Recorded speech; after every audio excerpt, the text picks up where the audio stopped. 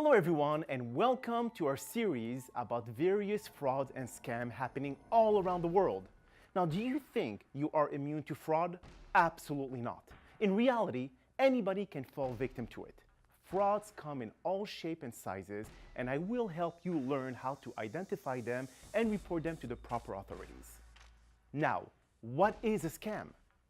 It's a confidence trick or a scheme is an attempt to defraud a person or group after first gaining their confidence, used to the classical sense of the trust. Confidence tricks exploit characteristics of the human psyche such as dishonesty, honesty, vanity, compassion, credulity, irresponsibility, innocence, and greed. Every year, thousands of people lose their money and personal information to scams. You may have received some by email, or an odd accent speaking IRS agent calling you about your unpaid taxes of 2007. Scam artists use different types of fraud to try to trick you of your hard-earned money. Scammers are getting smarter all the time, and I will help you scam-proof your life. This way, you won't be tempted to actually think you inherited $10 million from an uncle you never met in Nigeria. Now, I am your host, Dr. Dan Amzalag, and I am the Scaminator.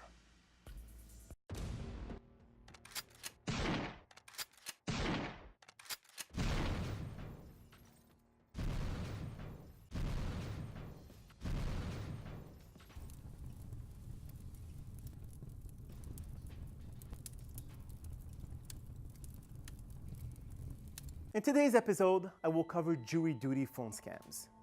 Now, criminals call potential victims and claim they have missed jury duty and must pay a fine at once. Now, the criminals pose as law enforcement officers and demand that their victim pay with a prepaid money card or store gift card. The crooks tells victim to buy cards at the closest outlet and call back as soon as they arrive home. When they call, victims are asked to read the number on the back of the card. The criminals will use the card number to drain the funds from the prepaid money card or buy goods or services with a gift card. Now, the criminals are very skilled at bullying their victim into complying, and they often target the elderly. They warn victims that if the supposed fine is not paid immediately, police will issue a warrant for their arrest and will soon arrive to take them to jail.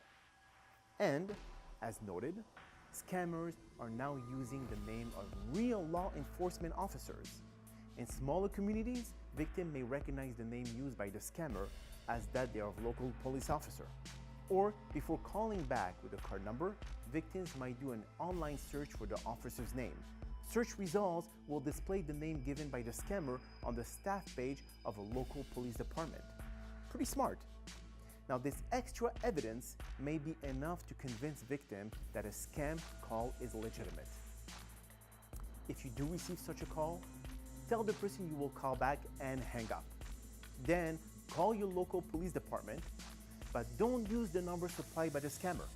Instead, find an official police department number via the phone directory or online and call them by yourself. Now, if the police are unaware of the issue raised by the caller, you'll know that the call was a scam. And if the call was genuine, you can resolve the issue by phone directly with them. Police will never call and demand you to pay a fine over the phone. Nor will they threaten you with arrest or jail time if you do not pay.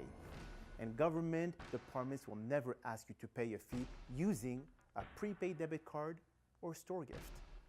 So here it is, ladies and gentlemen. Hope this episode gave you a little more insight of the structure and strategies of the described scam and allowed you to have a better understanding on how it can affect you or many other victims out there. Now, we are working on an email plugin, also called the Scaminator, which will work for every email client and will purge all these unwanted messages from your inbox. It will add our special stamp, Scam Alert, beside each email, just in case you do decide to open the purge folder, only if your curiosity takes a hold of you.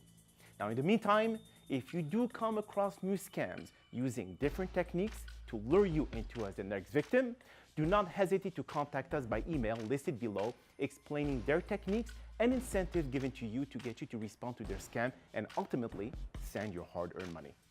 We will then cover this scam in one of our episodes and share it with our audience and make sure to give you aforementioned credits at the end of the show. Until then, my friends, stay safe, stay wise, and stay scam-free. If you're watching this, you are the resistance. Signing off, the Scaminator.